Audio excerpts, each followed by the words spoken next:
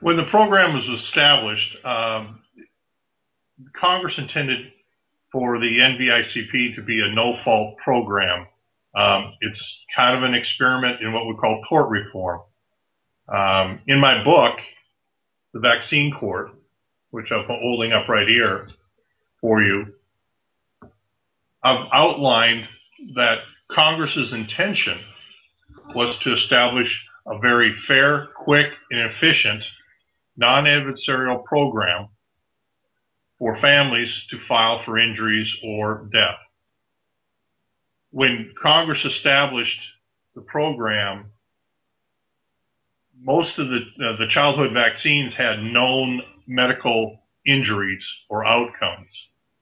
Thus, we had what we call an on-table injury. If you had an injury that fit within this list of injuries, you were then eligible for compensation. What we've seen in the last 10 to 15 years, and even a longer period, is that the majority of the injuries are not, they do not fit within this injury table. We've seen a great emergence of autoimmune disorders and other types of injuries. The program has become very litigious, meaning multiple hearings requiring medical experts for both the petitioner, which is the family member, to testify, or in hearings to provide medical information, literature about what's happening or what's happened because of these injuries. Now, the average time, the length of time to adjudicate most cases, it was 1 to 2 years when it first started. It's common now for 5, 6, 7, 8, 9, 10 years to take the length of time to come to a decision, and most of the time it's now being dismissed because the science has not caught up with most of these injuries that are happening with these new vaccines that have been introduced into the program as being covered. That's what's causing this program. We've got compensation levels that are dropping. The average compensation damage award per petition has been dropping over the last several years. I've charted that out in my book.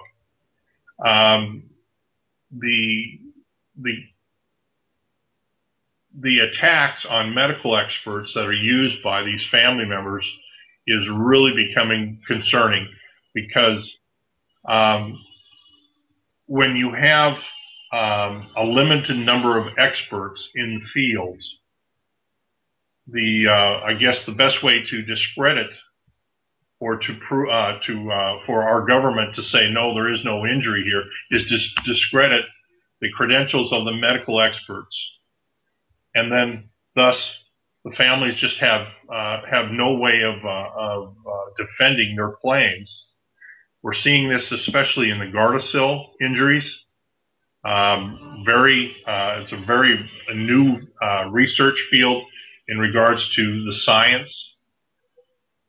We're also seeing it with the what we call the Dravet syndrome, or the SCN1 gene mutation area, where children who are being vaccinated with the DTaP vaccine, which is the acellular pertussis vaccine, they're having very early onsets of epilepsy and seizures.